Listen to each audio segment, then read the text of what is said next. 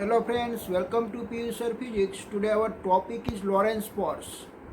ठीक है, तो लॉरेंस फोर्स क्या होती है उसके बारे में हम स्टडी करने वाले हैं। बट और स्टार्ट करने से पहले हम आगे का देख लेते हैं। हमने जो फर्स्ट पर हमने फाइंड आउट किया था कि भाई रूट ऑफ मैग्नेटिज्म, तो रूट ऑफ मैग्नेटिज्म को क्या मिला था, कोई एक मूविंग चार्ज पार्टिकल है वो अपनी अराउंड एक इफेक्ट प्रोड्यूस कर लेता है। This effect is known as the magnetic field. और हमें दूसरा ये भी बोला था कि भाई हमारे पास एक मैग्नेट हमारा एक स्टोन होता है हमारी नेचर में, वो भी क्या प्रोड्यूस करता है अपनी अराउंड में इसका एक मैग्नेटिक फील्ड प्रोड्यूस करता है। और दूसरा हमने एक कंडक्टर ले लिया, इसमें से हमने करंट को पास आउट किया तो उसके अराउंड भी क्या प्रोड्यूस हुआ था magnetic field.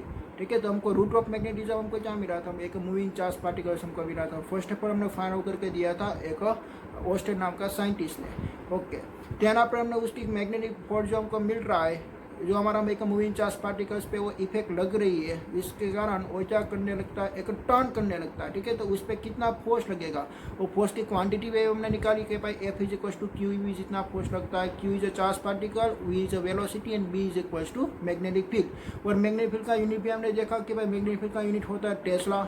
Okay, then after हमको वो फोर्स की डायरेक्शन हमको फाइंड आउट करनी है, क्योंकि फोर्स एक वेक्टर क्वांटिटी होती है, वेलोसिटी भी एक वेक्टर क्वांटिटी है, मैग्नेटिक फील्ड भी एक वेक्टर क्वांटिटी है। तो हम किसका यूज़ करेंगे, एक लेफ्ट हैंड फ्लेमिंग रूल का हम यूज़ करेंगे। ठीक है, तो ये क्या है हमारा force, this is a magnetic field and this is a electric current का जो काम क्या यूज़ कर सकते हैं, उसकी वेलोसिटी में हम यूज़ कर सकते हैं। ठीक है, इलेक्ट्रिक करंट हम देखने वाले इलेक्ट्रिक करंट कैसे प्रोड्यूस होगा इसमें।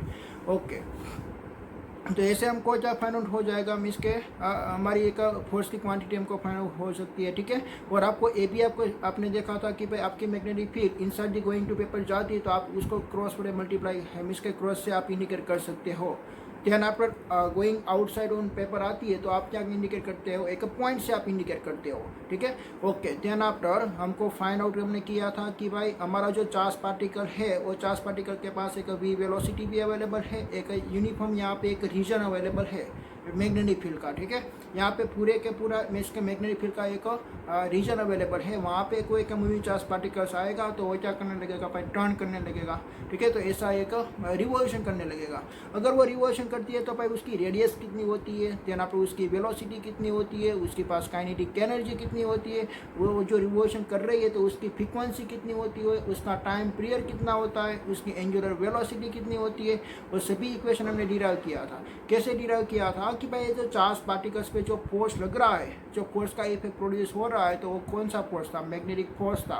और मैग्नेटिक फोर्स कोई एक पार्टिकल मीन्स के सेंटर ऐसे सेंटर के अराउंड रिवॉल्यूशन कर रही है तो हम उसके सेंटर में कौन सा फोर्स लगेगा, सेंट्रीपिटल फोर्स लगेगा। तो centripetal force is equal to हम क्या बोल सकते हैं, मैग्नेटिक फोर्स, मीन्स के M B square upon R is equal to Q B. Equation से हम सभी टर्म हमने फाइंड आउट कर लिया था। ठीक है, और हमने ए भी देखा था कि भाई हमारी जो मीन्स के हमारी जो स्पीड इंक्रीज होगी, ये जो चार्ज पार्टिकल्स की स्पीड इंक्रीज होगी तो उसकी रेडियस भी क्या होती है, इंक्रीज हो जाती है। बट हमने ये भी स्टडी किया था कि भाई उसकी जो एंगुलर वेलोसिटी है it is not depend on the radius and time period is also is not depend on the radius. Okay, तो हमको अभी स्टडी करना है कि भाई लॉरेंस फोर्स के रिगार्डिंग। ओके, पहले मैं लॉरेंस फोर्स के बारे में मैं आपको बाद में बताऊंगा। पहले मैं आपकी जो मैग्नेटिक फील्ड का आपने यूनिट फाइंड आउट किया था वो यूनिट था टेस्ला। जो टेस्ला यूनिट है वो कौन सा यूनिट होता है, एसआई सिस्टम का यूनिट होता है। आपने कैसे डिराइव किया था कि भाई आपके पास एक फोर्स का इक्वेशन था F is equal to Q V B, तो इसमें से आपने बी को सब्जेक्टिव बना दिया तो बी इज इक्वल टू आपका इक्वेशन क्या हो जाएगा, एफ अपॉन क्यू वी हो जाएगा। ठीक है, ओके, देन आफ्टर आपने क्या देखा कि भाई फोर्स की क्वांटिटी मीन्स के आपने ऐसी डेफिनेशन बना दिया कि भाई characteristic of the magnetic field is directly proportional to electrical force expressed by the charge have the charge is a 1 coulomb and its velocity is a 1 meter per second and it is the intersect to the perpendicular to magnetic field। Okay, हम उस पर एक perpendicular to magnetic field में हम डालेंगे तो उसके बीच का जो एंगल होगा वो एंगल भी 90 डिग्री हो जाएगा, तो so that sine 90 is equal to 1 होगा। तो ऐसे हमने उसका जो क्वांटिटी हमने मेजरमेंट की तो वो क्वांटिटी फाइंड आउट हुई थी 1 Tesla and 1 tesla is SI unit. Okay, तो सभी जो क्वांटिटी होती है ना वो इस क्वांटिटी का ऐसा यूनिट भी होता है और प्रैक्टिकल यूनिट भी होता है। जैसे कि हमारे पास एक मास है तो मास का ऐसा यूनिट है किलोग्राम। बट हमको एक स्मॉल मास इसका मेजरमेंट करना है तो हम मिलीग्राम में भी मेजरमेंट करते हैं, तो मिलीग्राम उसका एक प्रैक्टिकल यूनिट हुआ। देन पर हमारा एक ट्रक का वेट हमको मेजरमेंट करना है तो हम कैसे मेजरमेंट करेंगे, एक टन में हम मेजरमेंट करते हैं, ठीक है।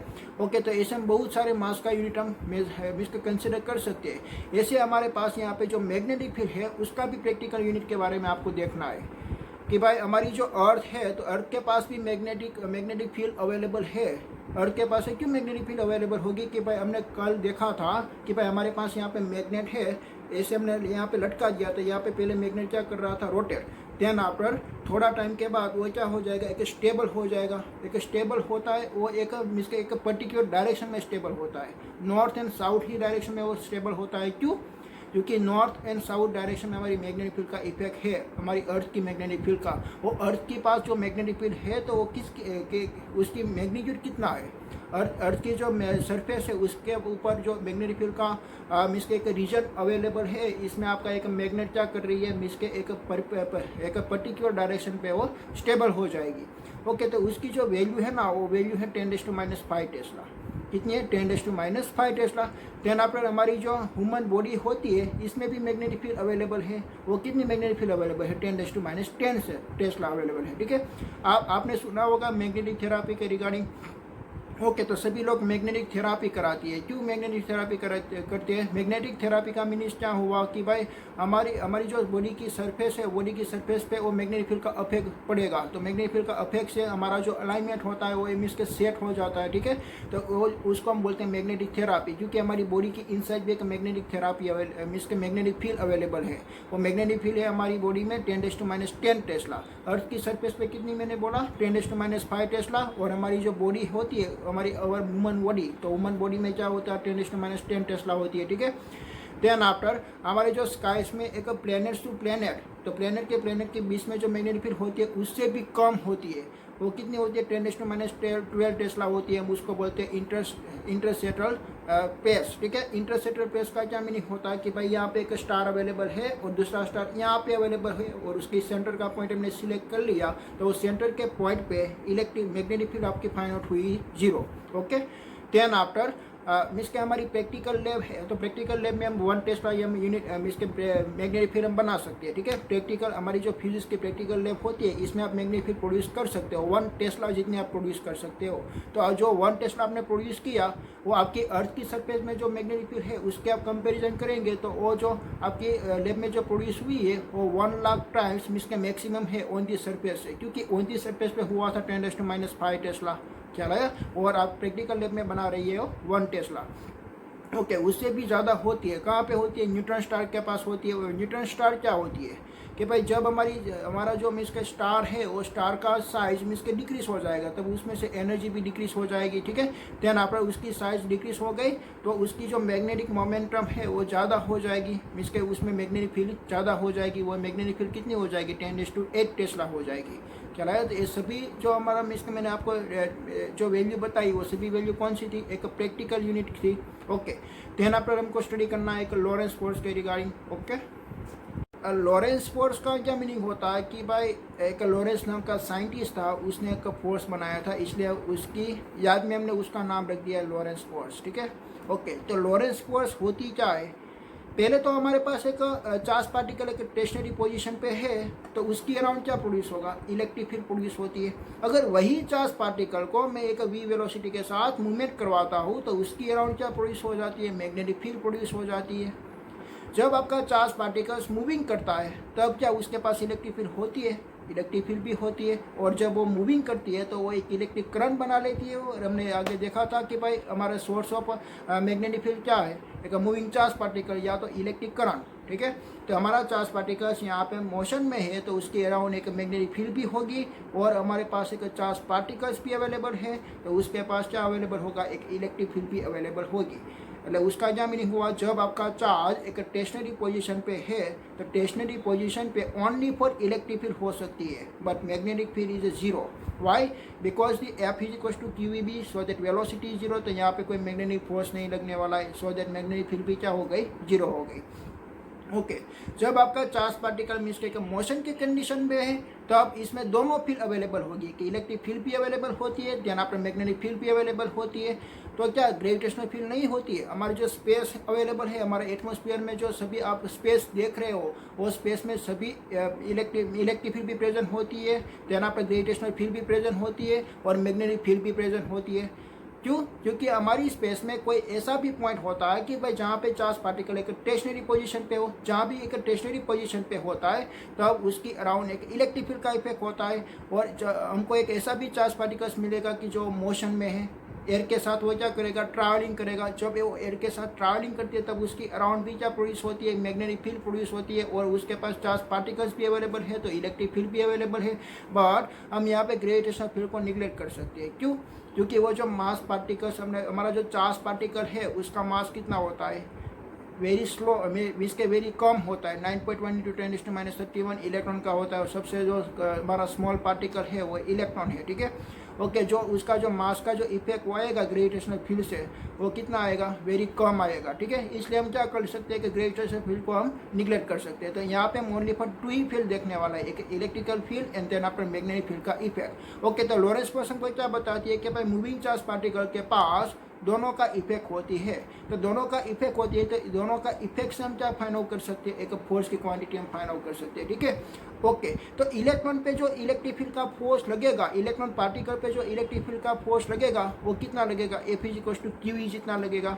Then after moving charge particle पे जो मैग्नेटिक फोर्स लगेगा वो कितना लगेगा, F = QEB जितना लगेगा। तो दोनों फोर्स की क्वांटिटी को हम क्या कर सकते हैं, ऐड कर सकते हैं। सो दैट हमारा इक्वेशन क्या बनेगा, F = QE + QVB बनेगा। तो दोनों में से हम Q कॉमन ले लेंगे तो हमारा लॉरेंस फोर्स का इक्वेशन क्या बना, F = QE + V × B। Okay तो हमारा लॉरेंस फोर्स का इक्वेशन हमको मिला F = QE + V × B। जहाँ पर हमको उसकी डायरेक्शन फाइंड आउट करनी है तो उसकी डायरेक्शन हम कैसे फाइंड आउट करेंगे, जैसे हमारा फोर्स F = QB की आप डायरेक्शन फाइंड आउट करने के लिए आप लेफ्ट हैंड फ्रेम रूल का यूज़ कर रहे थे। This is FM mister force magnetic field and this is a velocity.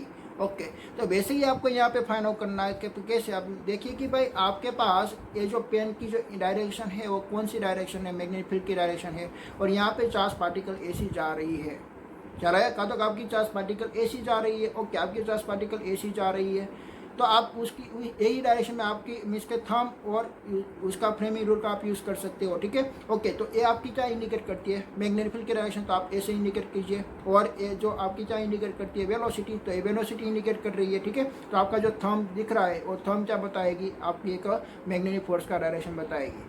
Okay तो वैसे आप लेफ्ट हैंड फ्रेमिंग रूल का भी यूज़ कर सकते हो और एक राइट हैंड कर्व रूल का भी आप यूज़ कर सकते हो। तो राइट हैंड कर्व रूल का आप कैसे यूज़ करेंगे, देखिए ये जो आपका पाम है वो पहले पाम आपको कहाँ पे रखना है, आपका जो चार्ज का पार्टिकल की जो वेलोसिटी है वहाँ पे। तो चार्ज पार्टिकल की वेलोसिटी कहाँ पे थी, ऐसे थी, तो मैंने यहाँ पे ऐसे रख दिया, चला या ऐसे रख दिया, ऐसे, ठीक है। आप ऐसे भी रख सकते हो और ऐसे भी रख सकते हो, ठीक है। तो मैंने क्या बता दिया, यहाँ पे मैंने कंडीशन चेंज कर ली। देखिए ये मैग्नेटिक फील्ड की डायरेक्शन थी, देन आफ्टर ये मैग्नेटिक फील्ड की डायरेक्शन थी और ये जो आपकी चार्ज पार्टिकल ऐसी जा रही, तो आपको एक वेलोसिटी की डायरेक्शन में पहले आपका पाम रखना है ऐसे, ठीक है। आपने वेलोसिटी की डायरेक्शन में रख दिया, देन आपका मैग्नेटिक फील्ड कहाँ पे जा रही है, ऐसी, तो आपकी मैग्नेटिक फील्ड की डायरेक्शन में आपको ये फिंगर को टर्न करना है ऐसे। तो आपका फोर्स कहाँ पे आएगा, डाउनवर्ड डायरेक्शन में। ये जो थंब बताती है वो आपका फोर्स बताती है, ठीक है।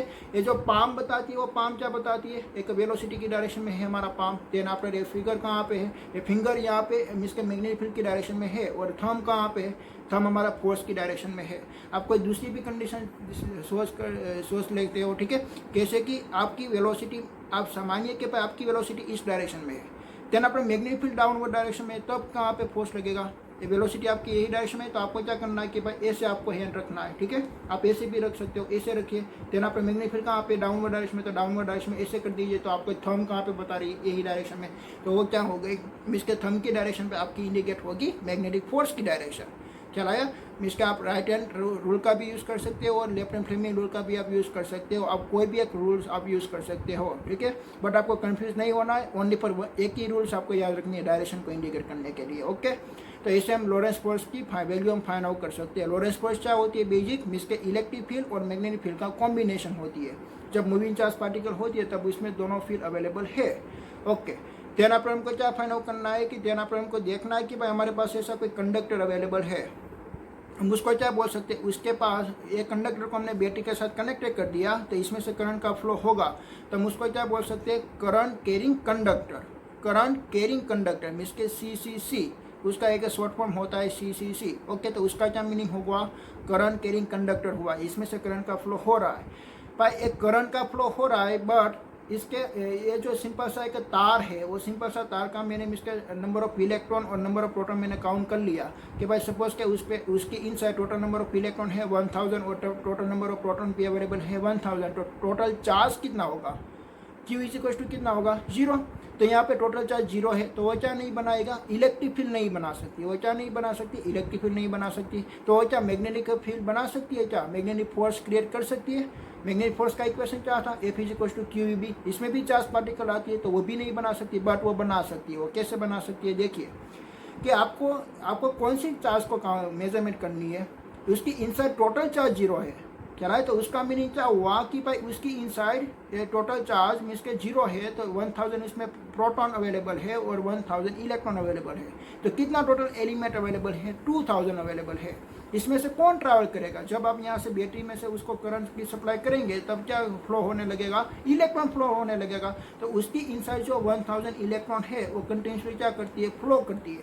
तो वो तो चार्ज पार्टिकल है ना, वो तो चार्ज पार्टिकल है। इसके इलेक्ट्रॉन को हम क्या मानते हैं, चार्ज पार्टिकल हम मानते हैं। वो चार्ज पार्टिकल यहाँ से ऐसे ट्रैवलिंग करते हैं, तो चार्ज पार्टिकल के पास एक मोशन अवेलेबल है, उसके पास एक वेलोसिटी अवेलेबल है, तो उसकी अराउंड क्या जनरेट होगा, एक electric field magnetic field generate होगा, ठीक है। और मैग्नेटिक फील्ड यहाँ पे जनरेट हो रही है, तो उसके कारण यहाँ पे क्या लगेगा, एक मैग्नेटिक फोर्स भी लग सकता है। चला है आपको। बट यहाँ पे आप equation F is equal to QEB नहीं लगा सकते। क्यों नहीं लगा सकते, क्योंकि उसका टोटल चार्ज कितना है, 0 है, ठीक है। उसका टोटल चार्ज 0 है, इसलिए आपको इक्वेशन नया बनाना पड़ेगा। हम वो नया वाला इक्वेशन हम देखते हैं कैसे बनाएंगे। F is equal to QEB वाला इक्वेशन ही यूज़ करेंगे, क्योंकि उसकी इनसाइड इलेक्ट्रॉन क्या कर रही है, ड्रिप कर रही है ना। उसकी इनसाइड एक इलेक्ट्रॉन एक ड्रिप वेलोसिटी से ट्रैवल कर रही है, तो उसकी अराउंड क्या प्रोड्यूस होगा, एक मैग्नेटिक फील्ड भी प्रोड्यूस होगा, ठीक है। ओके, तो उसका इक्वेशन भी हम बनाते हैं। ओके, हम अभी जो हमारा प्रैक्टिकल यूनिट है मैग्नेटिक फील्ड का, उसके बारे में हम देखते हैं, ठीक है। तो पहले तो हमारा जो मैग्नेटिक फील्ड का यूनिट था वो हमने ऐसा सिस्टम में क्या माना था, 1 टेस्ला। तो 1 टेस्ला जो यूनिट है ना, वो बहुत लार्ज यूनिट है, तो उससे हम स्मॉल यूनिट हम बनाएंगे। तो उससे स्मॉल यूनिट क्या होती है, एक गॉस होती है, ठीक है। तो 1 tesla is equal to how much gauss, तो 1 tesla is equal to 10⁴ gauss, ठीक है। Okay, then after 1 gauss is equal to how much tesla, तो 10⁻⁴ टेस्ला हो जाएगा, ठीक है। आपको उसका उल्टा पूछे कि मीन्स के 1 gauss is equal to how much tesla, तो इज इक्वल टू 10⁻⁴ टेस्ला हो जाएगा। Okay, then after magnetic field on the surface of earth, magnetic field on the surface of earth means कि आपकी अर्थ की सरफेस में, हमारी जो अर्थ है उसकी सरफेस में भी मैग्नेटिक फील्ड अवेलेबल है। अगर मैग्नेटिक फील्ड नहीं होगी तो अब हमारा मैग्नेट नॉर्थ और साउथ की डायरेक्शन में मीन्स के इंडिकेट उसकी डायरेक्शन एक स्टेबल नहीं हो जाती, ठीक है।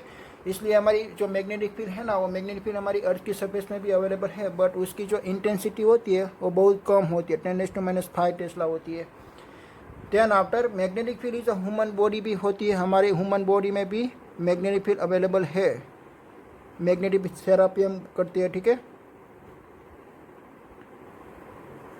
ह्यूमन बॉडी, और उससे भी कम होती है, 10⁻⁻10 tesla. Then after interstellar space, तो इंटरस्टेलर स्पेस क्या होती है, स्काई में जो इसके स्टार और स्टार की बीच का कोई एक ऐसा पॉइंट होता है कि वहाँ पे मैग्नेटिक फील्ड का इफेक्ट क्या होता है, सबसे कम होता है। वो कितना होता है, 10⁻12 टेस्ला जितना होता है, ठीक है। Then after magnetic field in lab, magnetic field in lab is 1 tesla. ये जो फील्ड है वो हमारी अर्थ की सरफेस से 1 लाख जितनी ज़्यादा होती है, ठीक है। Then after on the surface on neutron star is nearby to 10⁸ Tesla, ठीक है। न्यूट्रॉन स्टार के पास कितनी मैग्नेटिक फील्ड होती है, 10⁸ टेस्ला जितनी होती है। देन आप इनको स्टडी करना है लॉरेंस फोर्स। और लॉरेंस फोर्स क्या होती है वो अभी आपको मालूम हो गया होगा कि भाई जो मूविंग चार्ज पार्टिकल होती है उसके पास एक इलेक्ट्रिक फील्ड का भी इफेक्ट होता है, देन आफ्टर मैग्नेटिक फील्ड का भी इफेक्ट होता है। ठीक है, ओके। तो उसके ऊपर मीन्स के एक इलेक्ट्रिक फील्ड का फोर्स कितना लगता है, F is equals to Q E जितना लगेगा ना, F is equals to Q E. अगर वो इलेक्ट्रॉन है तो आप ई भी लिख सकते हो, वरना आप क्या लिख सकते हो, F is equals to Q E जितना फोर्स लगते हो। और मैग्नेटिक फोर्स का भी आपने फाइंड आउट किया था, F B is equals to क्या आएगा, क्यू बी क्रॉस बी, ऐसा उसका इक्वेशन मिला था आपको। ठीक है, ओके। तो लॉरेंस फोर्स क्या है कि भाई इलेक्ट्रिकल फोर्स और मैग्नेटिक फोर्स का आपको क्या करना है, कॉम्बिनेशन करना है, उसको ऐड कर देना है। तो भाई Lorentz force F L is equals to क्या हो जाएगा, F E plus F B. Okay, इन दोनों की मैं वैल्यू यहाँ पे रख देता हूँ। तो Q E plus Q V cross B, तो इसमें से क्या कॉमन निकलेगा, क्यू कॉमन निकल जाएगा, तो आपका आंसर क्या आएगा, E plus V cross B, ऐसा आपका आंसर आएगा। ठीक है, okay. This is a Lorentz force. ख्याल है आपको लॉरेंस फोर्स के बारे में कि भाई कोई एक मूविंग चार्ज पार्टिकल है तो मूविंग चार्ज पार्टिकल्स के पास एक चार्ज का नेचर भी अवेलेबल है, सो दैट उसके पास एक इलेक्ट्रिक फील्ड भी अवेलेबल है, और उसके पास वेलोसिटी है। तो सोर्स ऑफ मैग्नेटिक फील्ड क्या होती है, मूविंग चार्ज पार्टिकल, तो उसके पास एक मैग्नेटिक फील्ड का भी इफेक्ट होती है। ओके, देन अपन हमको क्या देखना है कि भाई करंट कैरिंग कंडक्टर के बारे में हमको देखना है, CCC, हम उसको क्या बोल सकते हैं, CCP भी बोल सकते हैं, करंट कैरिंग कंडक्टर। ओके, तो मैंने यहाँ पे एक करंट कैरिंग कंडक्टर मैंने यहाँ पे कंसिडर कर लिया। देखिए ऐसा, this is a current carrying conductor. Okay, और एक करंट कैरिंग कंडक्टर को हमने एक यूनिफॉर्म मैग्नेटिक फील्ड में रख दिया। कैसी यूनिफॉर्म मैग्नेटिक फील्ड थी, मैंने यहाँ पे एसी मैग्नेटिक फील्ड मान लिया कि भाई डाउनवर्ड डायरेक्शन में हमारी एक यूनिफॉर्म मैग्नेटिक फील्ड अवेलेबल है। This is a magnetic field B. Okay, तो मैग्नेटिक फील्ड पी में मैंने एक करंट कैरिंग एलिमेंट को मैंने रख दिया। ओके, तो उसको क्या करना पड़ेगा भाई, बैटरी के साथ कनेक्टेड करना पड़ेगा। तो ऐसे मैंने केबल के थ्रू, यहाँ पे एक बैटरी अवेलेबल थी, बैटरी के positive terminal, this is a battery negative terminal. तो आपकी करंट का फ्लो क्या होती है, high potential to low potential, means का आपकी करंट का फ्लो ऐसे होगी। ठीक है, okay. This is a positive charge, this is a negative charge. तो इलेक्ट्रिक फील्ड क्या कैसी बनेगी, पॉजिटिव टू नेगेटिव में बनती है electric field. But electric current भी कैसे ट्रांसफर होती है, high terminal to low terminal. Okay, कि भाई उसके इनसाइड बहुत सारे इलेक्ट्रॉन भी होते हैं और बहुत सारे प्रोटॉन भी होती है। बट एक कंडक्टर है, तो कंडक्टर के पास टोटल चार्ज कितनी होती है, कंडक्टर के पास total charge summation of Q is equal to 0 होगी। टोटल चार्ज क्या होगा, 0 होगी। अगर टोटल चार्ज 0 है तो इलेक्ट्रिक फील्ड क्या होगी, what is the source of electric field, is a charge particle is the source of electric field. But यहाँ पे तो कोई चार्ज पार्टिकल भी अवेलेबल नहीं है भाई, क्योंकि ये तो कंडक्टर अवेलेबल है और कंडक्टर के इनसाइड चार्ज पार्टिकल है। बट वो चार्ज पार्टिकल आप ऐड करेंगे इलेक्ट्रॉन और प्रोटॉन के साथ, दोनों की स्ट्रेंथ सेम ही होती है। ठीक है, ओके। तो दोनों की स्ट्रेंथ सेम होती है, तो टोटल चार्ज कितना फाइंड आउट हो जाएगा, 0 फाइंड आउट होगा। तो इलेक्ट्रिक फील्ड क्या होगी, 0। तो मैं यहाँ पे लिख देता हूँ कि भाई इलेक्ट्रिक फील्ड इज 0।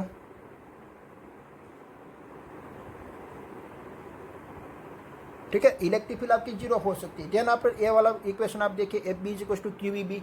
यहाँ पे भी आप देखिए कि भाई चार्ज कितना है, टोटल चार्ज तो हमारा 0 है, तो ये फोर्स भी कितना लगना चाहिए, 0 लगना चाहिए। बट यहाँ पे एक मैग्नेटिक फोर्स लगेगा, और जो मैग्नेटिक फोर्स लगता है तो उसका कोई दूसरा इक्वेशन हम फाइंड आउट करेंगे। और दूसरा इक्वेशन हम कैसे फाइंड आउट करेंगे, देखिए ए वाली टर्म को भी मैं एक क्वान्टिफाई करना चाहता हूँ कि भाई ए वाली टर्म से आप मैग्नेटिक फोर्स क्यों नहीं फाइंड आउट कर सकते, इससे भी आप फाइंड आउट कर सकते हो। देखिए कि भाई उसके इनसाइड तो चार्ज अवेलेबल है, बट उसका टोटल चार्ज 0 हो रहा है।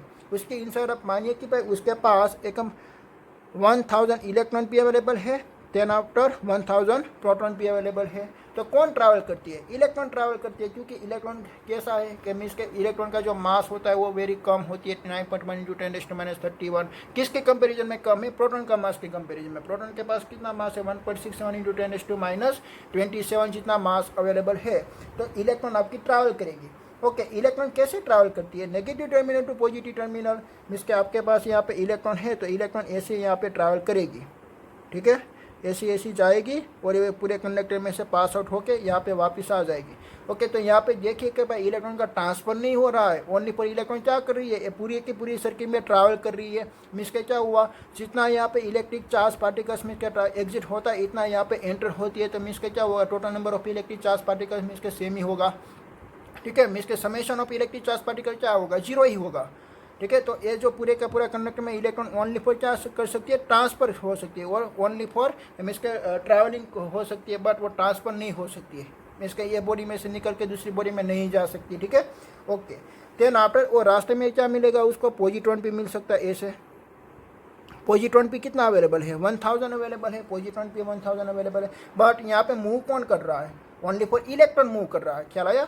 उसके पास एक पॉजिटिव क्यू भी अवेलेबल है और नेगेटिव क्यू भी अवेलेबल है, बट वेलोसिटी हम किसके मेजरमेंट करेंगे, तो टोटल एलिमेंट कितनी है, 2000 अवेलेबल है ना, टोटल एलिमेंट 2000 अवेलेबल है, बट यहाँ पे जो क्यू है हम क्यू के कितना काउंट करेंगे, ओनली फॉर 1000 जो इलेक्ट्रॉन है वही, ठीक है। तो यहाँ पे जो पॉजिट्रॉन है, तो पॉजिट्रॉन ट्रैवल कर सकती है क्या, नहीं ट्रैवल कर सकती है, तो ओनली फॉर कौन ट्रैवल कर सकती है, ओनली फॉर इलेक्ट्रॉन ट्रैवल कर सकती है। अब आपके माइंड में आ रही है कि भाई आप ये इक्वेशन भी आप यहाँ पे लगा सकते हो, कैसे लगा सकते हो, क्योंकि उसकी इनसाइड एक जो 1000 इलेक्ट्रॉन अवेलेबल है, वो 1000 इलेक्ट्रॉन एक नेगेटिव टर्मिनल टू कहाँ पे जाती है, पॉजिटिव टर्मिनल तक वो जाती है, चलाया। तो उसके पास क्या होती है, एक ड्रिप वेलोसिटी होती है, वो एक ड्रिप होकर ट्रैवल करती है। आपने एक थर्ड चैप्टर में ऐसा आपने स्टडी किया हुआ था कि एक पॉजिटिव पेयर और नेगेटिव पेयर को आप लगाते हो तो हमारा चार्ज पार्टिकल मिलकर पॉजिटिव की तरफ इसके ड्रिप होती है, वो ड्रिप छोटी होती है बट वो ड्रिप तो होती है। तो वो जो हमारा तो इसके कारण क्या हो गया कि हमारे पास जो चार्ज पार्टिकल्स इलेक्ट्रॉन अवेलेबल थे वो इलेक्ट्रॉन ट्रैवल करने लगेगा,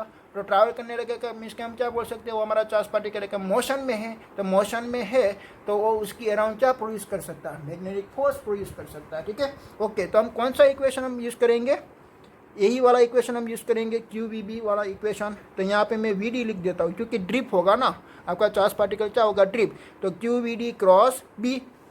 देखिए मैं ये इक्वेशन को मैं मॉडिफाई करता हूँ कि मैंने जो यहाँ पे कंडक्टर कंसिडर किया ना, वो कंडक्टर की लेंथ मैं यहाँ पे डिसाइड कर देता हूँ कि भाई दिस लेंथ इज L, ये पूरे की पूरी लेंथ कितनी है, L है। देखिए कि आपका जो इलेक्ट्रॉन है वो इलेक्ट्रॉन यहाँ से इतना डिस्टेंस ट्रैवल करने में, मीन्स के L जितना डिस्टेंस ट्रैवल करने में वो टाइम लगाती है डेल्टा T जितना का, तो आप मान लीजिए कि भाई वो टाइम लगाती है T, कितना टाइम लगाती है T। तो आपकी वेलोसिटी का क्या इक्वेशन होती है, वेलोसिटी इज इक्वल टू आप क्या लिख सकते हो, डिस्टेंस अपॉन टाइम, इसके length upon T, so that velocity is equal to length upon T। आप यहाँ पे इक्वेशन आप यूज़ कर लीजिए, ठीक है। ओके, देखिए कि भाई यहाँ पे आपके पास मीन्स के T अवेलेबल नहीं है, तो मैं क्या कर सकता हूँ, T के साथ मल्टीप्लाई और डिवाइड में कर सकता हूँ। तो यहाँ पे FB इज इक्वल टू आप क्या लिख सकते हो, Q upon T into VD into T into B। Okay, देखिए तो VD into T is equal to क्या होती है, मीन्स के वेलोसिटी इंटू टाइम। देखिए T को मैं यहाँ पे ले जाता हूँ तो velocity into time is equal to क्या होगा, लेंथ। तो यहाँ पे मैं क्या पुट कर सकता हूँ, length L is equal L put कर सकता हूँ, ठीक है। और Q अपॉन T चार्ज पर unit time, it is known as a electric current. आपने इलेक्ट्रिक करंट की डेफिनेशन आपने थर्ड चैप्टर में आपने स्टडी की थी कि भाई amount of the charge particle is a passing through as a simple conductor with respect to time. Amount of the charge particle is a passing through एक conductor, वो conductor में से पास आउट होगा with respect to time के। Okay, तो उसको हम क्या बोल सकते हैं, इंटेंसिटी ऑफ करंट। इंटेंसिटी से ही उसका यूनिट हमने क्या मीन्स के उसका साइन हमने क्या रखा था, I। तो Q अपन T को हम क्या पुट कर सकते हैं यहाँ पे I, तो यहाँ पे हो जाएगा I और VD इंटू T को हो जाएगा L क्रॉस B। तो ये हमारा एक दूसरा इक्वेशन फाइंड आउट हो गया मैग्नेटिक फोर्स का दूसरा इक्वेशन ILB। जब हम कब ये यूज़ करेंगे, जब हम करंट कैरिंग कंडक्टर हम कंसिडर करेंगे तब, मीन्स के C हम यूज़ करेंगे तब हमारा इक्वेशन क्या होगा, ILB। जब हमारे पास पे का करंट कैरिंग एलिमेंट अवेलेबल है, हम उसका कोई यूनिफॉर्म मैग्नेटिक फील्ड में हम पुट करते हैं, तब उस पर कोई फोर्स लगेगा, वो फोर्स कितना लगेगा, ILB जितना फोर्स लगेगा, ख्याल है आपको। देन आपने दूसरा हमने इक्वेशन कौन सा आगे फाइंड आउट किया था, QEB। वो QEB आप कहाँ पे यूज़ करेंगे, जब हमारे पास कोई एक चार्ज पार्टिकल्स अवेलेबल है, उसके पास कोई एक V वेलोसिटी अवेलेबल है, हम उसको एक परपेंडिकुलर टू मैग्नेटिक फील्ड के डायरेक्शन में हम ले जा रहे हैं, तब उसके फोर्स लगेगा F is equal to QEB जितना। ओके, तो F हमारी फोर्स की डायरेक्शन हमको फाइंड आउट करनी है, तो आप कैसे फाइंड आउट करेंगे, लेफ्ट हैंड फ्लेमिंग लेन का यूज़ करके हम फाइंड आउट कर देंगे। यहाँ पे हम करंट, यहाँ पे वेलोसिटी अवेलेबल थी, तो यहाँ पे आपको करंट अवेलेबल है, तो वेलोसिटी की जो डायरेक्शन थी वही आपको एक करंट की डायरेक्शन मेजरमेंट करनी है, ठीक है। कैसे, देखिए कि भाई ये हमारा फ्लेमिंग रेफरेंस रूल है, तो ये इंडिकेट करती थी मैग्नेटिक फील्ड की डायरेक्शन, ये इंडिकेट करती थी वेलोसिटी, बट यहाँ पे आपको क्या रखनी है, वो करंट की डायरेक्शन। यहाँ पे थंब आपको क्या बताएगा, फोर्स की डायरेक्शन। यहाँ पे करंट की डायरेक्शन कौन सी है, opposite two electron. Current electron की डायरेक्शन इलेक्ट्रॉन के कैसी जाती है, नेगेटिव टू पॉजिटिव जाती है, तो आपके करंट की डायरेक्शन होगी पॉजिटिव टू नेगेटिव, मीन्स के इसी यही डायरेक्शन में आपकी करंट की डायरेक्शन है। देखिए यहाँ पे, ओके, तो आपकी मीन्स के करंट की डायरेक्शन ये है और मैग्नेटिक फील्ड की डायरेक्शन ये है। तो मीन्स कि आपको मैग्नेटिक फील्ड की डायरेक्शन यहाँ पे आपको सेट करनी है। तो यहाँ पे देखिए करंट की डायरेक्शन AC आई और मैग्नेटिक फील्ड की डायरेक्शन AC आपने कर दिया, तो आपका फोर्स लग रहा है यही डायरेक्शन में, ठीक है, ये डायरेक्शन में आपका फोर्स लगेगा। तो फोर्स लगेगा तो क्या होगा कि भाई पूरे का पूरा एलिमेंट ये ट्रैवल करने लगेगा ऐसे। चला है आपको कि भाई ये आपके पास कोई एक कंडक्टर अवेलेबल था, वो कंडक्टर के साथ में आपने यहाँ से के बैटरी के साथ आपने कनेक्टेड कर दिया, तो वो पूरे का पूरा एलिमेंट यहाँ पे ऐसे मूवमेंट करने लगेगा। तो ये पूरे का पूरा एलिमेंट जो मूवमेंट करता है वो मैकेनिज्म आप कहाँ पे यूज़ कर सकते हो, ये मैकेनिज्म आप एक इलेक्ट्रिक मोटर में यूज़ कर सकते हो। इलेक्ट्रिक मोटर क्या करती है, इलेक्ट्रिक मोटर के पास ऐसी कोई शाफ्ट होती है, वो शाफ्ट क्या होती है कि ऐसी रोटेट होती है, ठीक है। ओके, आप इलेक्ट्रिक मोटर में ये मैकेनिज्म आप यूज़ कर सकते हो।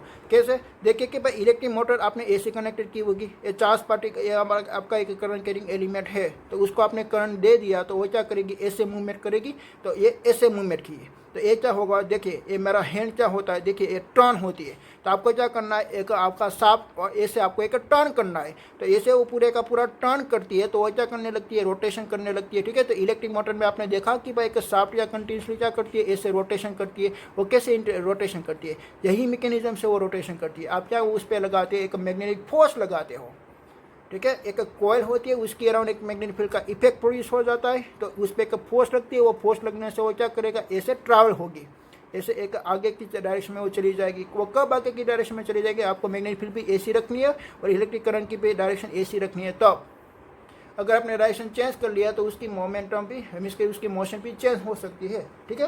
ओके, तो ये भी आपका एक फोर्स का इक्वेशन है और ये भी आपका एक फोर्स का इक्वेशन है, वो सभी इक्वेशन आपको याद रखनी है, ठीक है। जैसे आपकी रिक्वायरमेंट हो न्यूमेरिकल में, ऐसे आपको इक्वेशन को याद करके उसमें एक वैल्यू पुट करके आपको आंसर लाना है। ओके, टेन आफ्टर आपको स्टडी करना है कि भाई जो हमारी इलेक्ट्रिक फील्ड है, तो इलेक्ट्रिक फील्ड की कैरेक्टरिस्टिक के बारे में आपको थोड़ी सी स्टडी करनी है। इलेक्ट्रिक फील्ड में हमारे पास एक यूनिफॉर्म इलेक्ट्रिक फील्ड है, तो उसमें हम चार्ज पार्टिकल्स को रखेंगे, तो उस पर फोर्स कितना लगेगा, वो फोर्स लगेगा तो वो एक्सेलरेशन करेगा कि नहीं करेगा, ठीक है। और सभी फिनोमिना हमको अभी देखनी है। चलाया तो हम उसका मीन्स के हम टाइटल यहाँ पे लिख देते हैं कि भाई Lorentz force on the electric charge.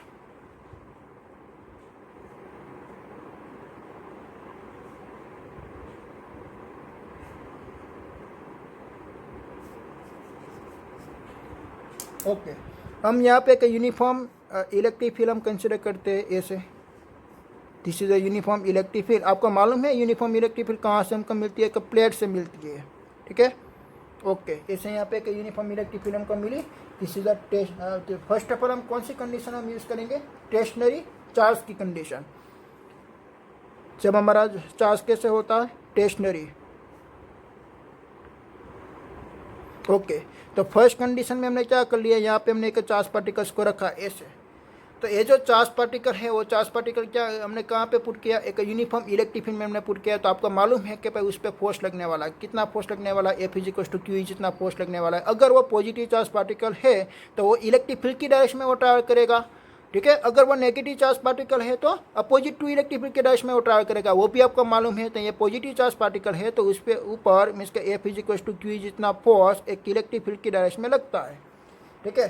तो उस पर कितना फोर्स लगा, फोर्स QE जितना लगा, ठीक है। ओके, देन आप उसका एक्सेलरेशन को निकालनी है। तो एक्सेलरेशन कैसे निकालेंगे, देखिए कि भाई फोर्स हमारा मैकेनिकल इक्वेशन क्या होती है, MA। तो MA हम क्या लिख देंगे, QE। तो एक्सेलरेशन A हमारा आंसर क्या होगा, QE/A आएगा, ठीक है। ये हमारा एक्सेलरेशन A हमने आगे निकाला ही है, ठीक है।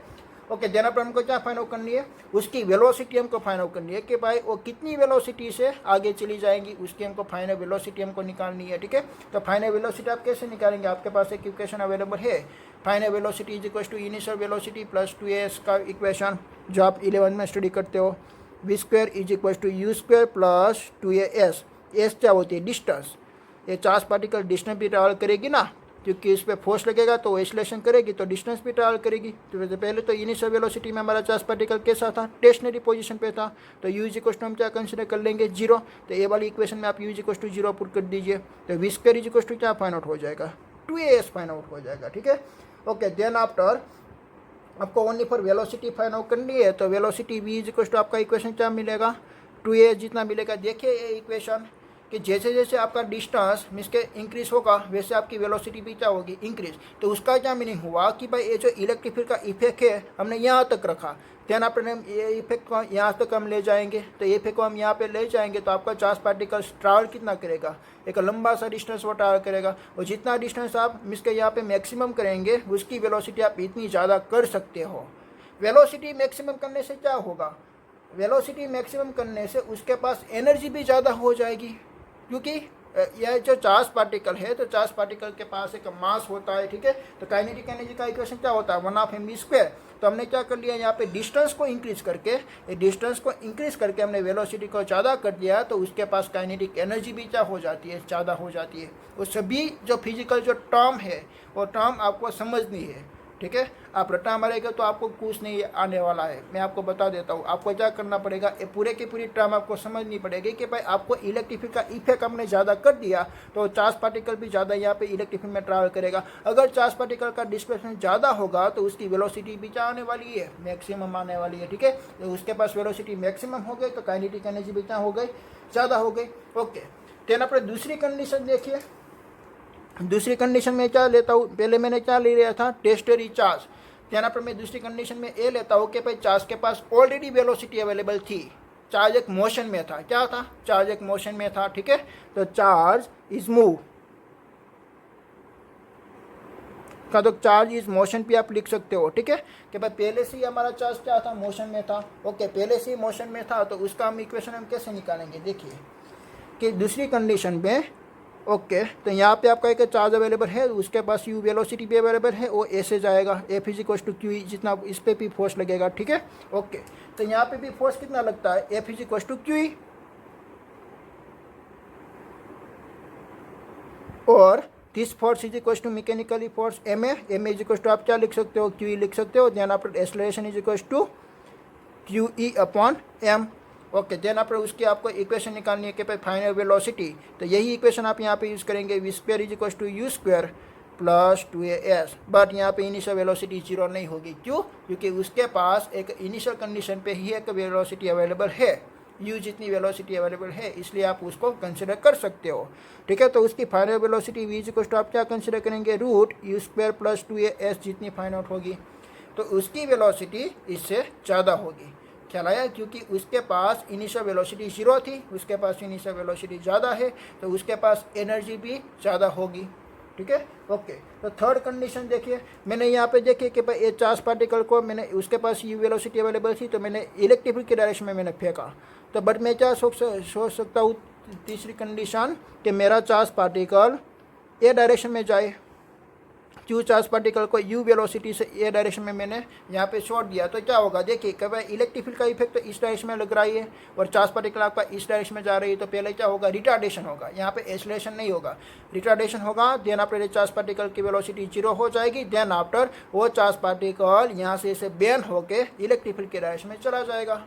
ख्याल आया आपको, आपने क्या किया है कि भाई इलेक्ट्रिक फील्ड आपकी ए डायरेक्शन में है ऐसे, और आप जाते कैसे हो, अपोजिट डायरेक्शन में जाते हो, तो क्या होगा कि आपकी वेलोसिटी को वो कम कर देगा, आपका फोर्स की इफेक्ट को कम कर देगा, और वन टाइम ऐसा आएगा कि आपकी चार्ज की जो वेलोसिटी थी वो 0 हो गई, क्योंकि रिटार्डेशन हो रही है ना। रिटार्डेशन क्या क्या मीनिंग होता है, वेलोसिटी इज कंटिन्यूसली डिक्रीज, और वन टाइम ऐसा आएगा कि भाई आपके जो चार्ज पार्टिकल है उसकी वेलोसिटी 0 हो जाएगी, ध्यान आप वो क्या करेगा, इलेक्ट्रिक फील्ड की डायरेक्शन में वो वापस एक्सेलरेशन करने लगेगा, ठीक है। ओके, ये हमारा पार्ट ए था। पार्ट ए में क्या था, charge is motion in the way, u is the direction of electric field, मैं यहाँ पे लिख देता हूँ u is direction of electric field. But दूसरा केस में क्या कंसिडर कर लेता हूँ, बी, कि भाई u is initial velocity opposite direction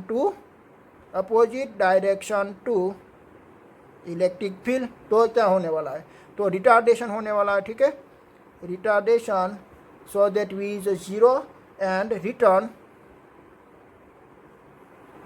and acceleration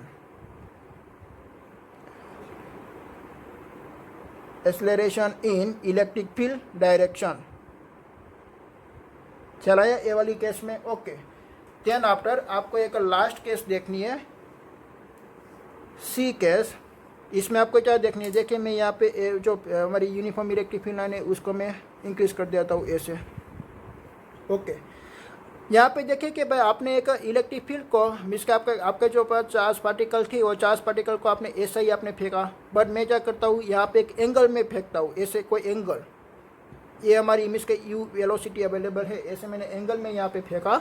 okay, तो उसका दो कंपोनेंट मिल सकता है हमको कि भाई एंगल बनाती है थीटा एंगल, तो ए वाला एलिमेंट देन आफ्टर ए वाला एलिमेंट, तो ए वाला एलिमेंट को हम क्या नाम रखेंगे, यहाँ पे थीटा एंगल है तो हम उसको बोल देंगे u cos theta, then after this is a u sine theta.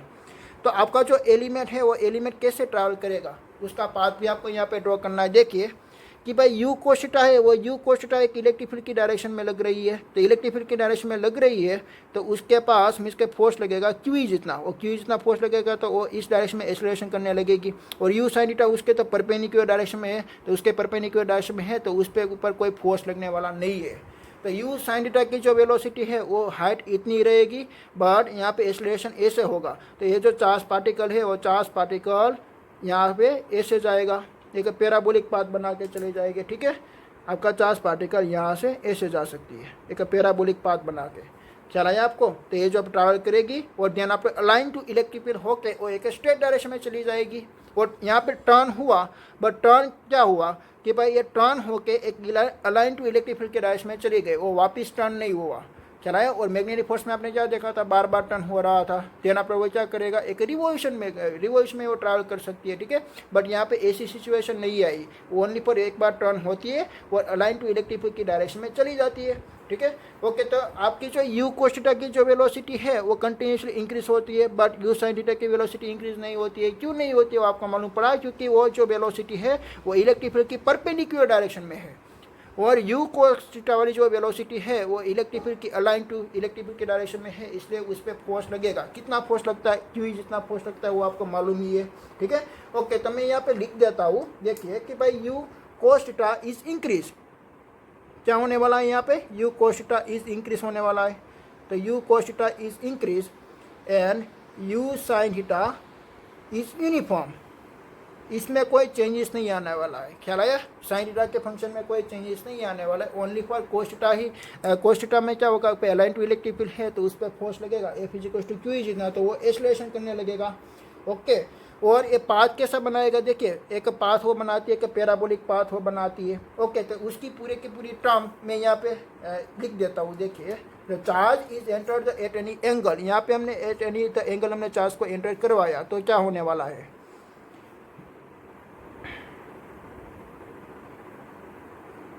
the charge entering at any angle theta with electric field E, वो एंगल किसके साथ बनाती है, इलेक्ट्रिक फील्ड E के साथ बनाती है। ये हमारी इलेक्ट्रिक फील्ड E है, वो ऐसी एंगल बनाती है, इलेक्ट्रिक फील्ड के कंपैरिजन में वो एक थीटा एंगल रिस्पेक्ट में वो एक थीटा एंगल बनाती है। ठीक है, will have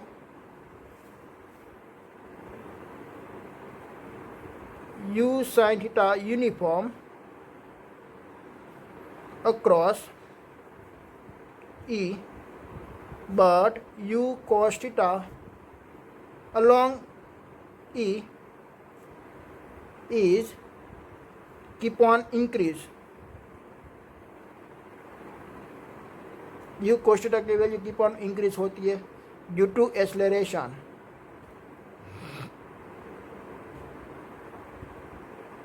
इलेक्ट्रिकल एक्सेलरेशन। ठीक है, ए इज इक्वल टू क्या आएगा, उसका answer Q E upon M. Okay, hence the parabolic path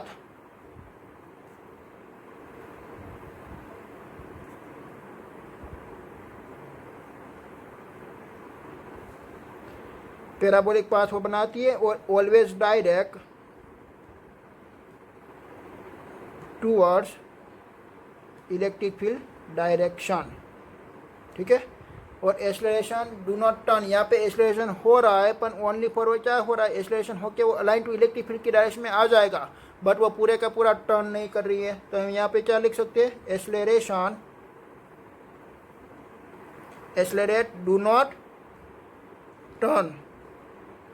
और आपने आगे जो आपने फोर्स लगाया था magnetic force F is equal to Q B, तो F is equal to QEB से आपका चार्ज पार्टिकल ऐसे टर्न करने लगता था, और जो टर्न करता था तो आपको मालूम पड़ा कि भाई जो मैग्नेटिक फोर्स है वो मैग्नेटिक फोर्स यहाँ पे ओनली फॉर डायरेक्शन चेंज करने के लिए आपने वर्क किया है, ठीक है। और उसका जो फोर्स लगेगा इसलिए वो डायरेक्शन चेंज करेगी, वो कंटिन्यूसली वो डायरेक्शन चेंज करके करके अपने वो क्या बना सकती है कि रिवॉल्यूशन करने लगती है, ठीक है। बट यहाँ पे क्या हो रहा है, डायरेक्शन तो चेंज हो रही है बट अलाइन टू इलेक्ट्रिक के फिर की डायरेक्शन में आ जाएगी, ध्यान आप उसकी डायरेक्शन चेंज नहीं होगी और एक स्ट्रेट डायरेक्शन में वो चला जाएगा, और स्ट्रेट डायरेक्शन में चल के उसका एक्सेलरेशन होने लगेगा, और जितना डिस्टेंस ट्रैवल करेगा इतना उसका एक्सेलरेशन ज़्यादा होगा, चलाया, और एक्सेलरेशन ज़्यादा होगा तो उसकी वेलोसिटी की वैल्यू भी क्या हो जाएगी, ज़्यादा। अगर वेलोसिटी ज़्यादा होगी तो उसके पास एनर्जी भी क्या हो जाएगी, मैक्सिमम, क्योंकि काइनेटिक एनर्जी का इक्वेशन होता है 1/2 mv², ठीक है। तो यहाँ पे जो एक्सेलरेशन होता है तो वो एक टर्न नहीं होती है, बट मैग्नेटिक फोर्स में क्या होता था, एक्सेलरेशन होने से वो टर्न, इसमें कोई एक्सेलरेशन नहीं होता था बट वो एक टर्न होती थी कि यूनिफॉर्म स्पीड के रिस्पेक्ट में उसकी स्पीड एक यूनिफॉर्म ही रहती थी, बट उसका मीन्स का टर्निंग होता था, ठीक है। टर्निंग होने से हमने उसकी रेडियस भी फाइंड आउट किया था, उसका टाइम पीरियड, उसकी फ्रीक्वेंसी और सभी फिनोमिना हमने अगले वीडियो में हमने निकाली थी, ठीक है। ओके।